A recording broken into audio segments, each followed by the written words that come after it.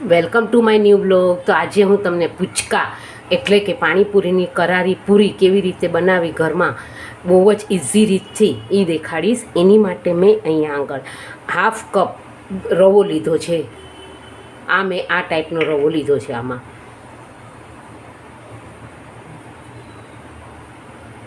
એક table spoon મેંદો લીધો છે અને હું આમાં 1/4 કપ આ ક્લબ સોડા લઈશ અને આ બધાને મિક્સ કરી અને આનાથી લોટ બાંધીશ.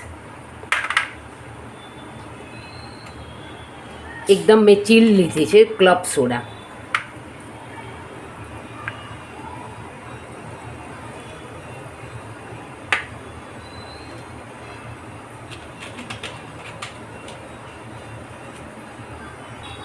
અડધો કપ રવો છે, 1 ટેબલ સ્પૂન મેંદો છે અને 1/4 કપ મેં સોડા લીધી છે. આ મેં રવો અને મેંદો નાખીને મિક્સ કર્યો છે. હવે આમાં હું ધીરે ધીરે 1/4 કપ જેટલી સોડા નાખી અને એનો લોટ બાંધીશ. મેં લોટ બાંધી લીધો છે પણ બહુ જ ઢીલો લાગે છે. આની ચીકાશ દૂર થઈ જાય ને હાથને ન ચીટકે ત્યાં સુધી આને કૂણવવાનો છે.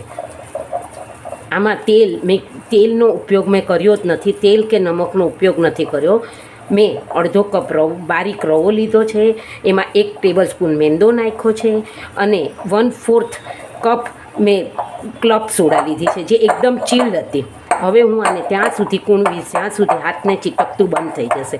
હવે આ ધીરે ધીરે તમે જોઈ શકો છો કે આ વાસણ છોડવા માંડ્યું છે અને આને હું એકદમ કૂણવીને તૈયાર કરીશ.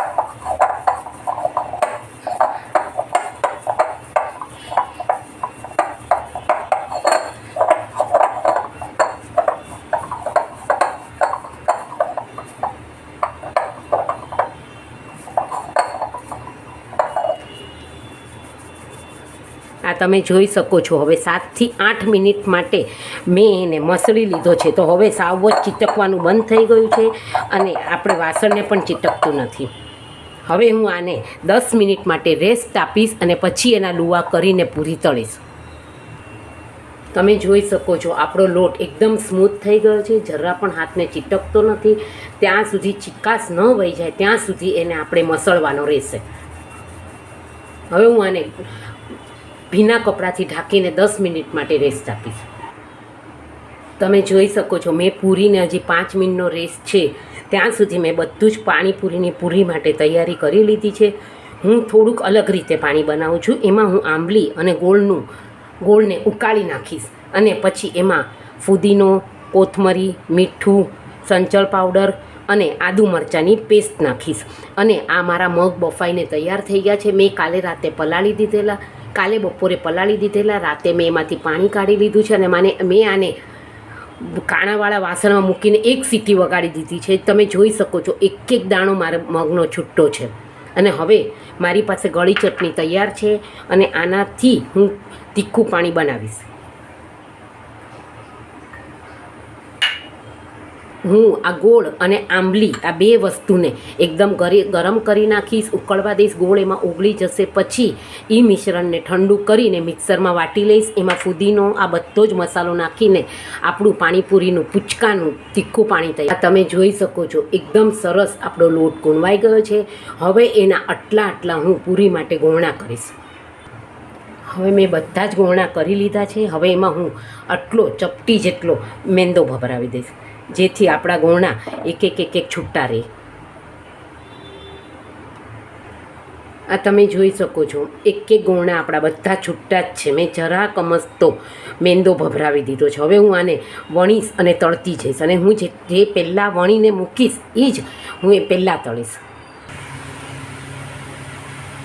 મેં પૂરી વણીને મારી તૈયાર થઈ ગઈ છે. હવે મેં ગેસ પર તેલ ગરમ કરવા મૂકી દીધેલું એટલે તેલ ગરમ થઈ ગયું છે. જ્યારે હું નાખીશ ત્યારે ફાસ્ટ ગેસ રાખીશ અને નખાઈ ગયા પછી હું એ ગેસને ધીમો કરી નાખીશ. અને હું જ્યારથી મેં શરૂઆત કરેલી પહેલી પૂરી વણવાની અને ગોઠવવાની હું એ જ સૌથી પહેલાં તળીશ. તમે જોઈ શકો છો આ તેલમાં જતાં જ કેવી સરસ ફૂલવા માંડે છે અને પોતાની જાતે જ ટર્ન થઈ જાય છે. આને આને મેં નાખી ત્યારે મેં ફાસ્ટ ગેસ ઉપર તળવા માટે નાખી હતી ને હવે મેં એને ગેસ ધીમો કરી દીધો છે. હવે હું ધીમા તેલમાં તળીશ.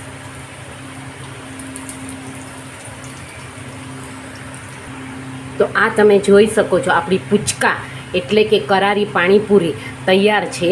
પૂરી પણ તૈયાર થઈ ગઈ છે. આ ગળી ચટણી મારી પાસે ખજૂર આંબલીની મેં ફ્રીઝરમાં તૈયાર કરીને રાખેલી. આ આપણું તીખું પાણી છે અને મગ પણ છે. અને આ તમે જોઈ શકો છો પૂરીનો અવાજ.